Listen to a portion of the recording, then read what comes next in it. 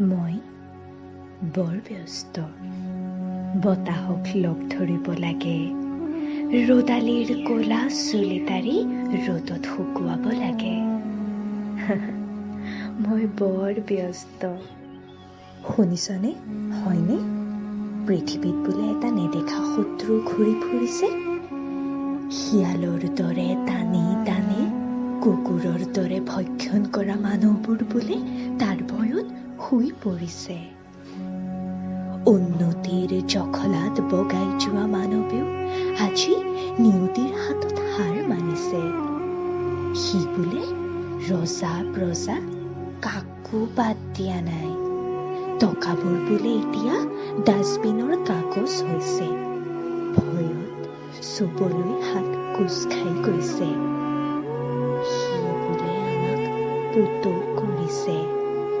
ঘৰ সংসাৰত মন দিবলৈ গৃহবন্দী কৰিছে।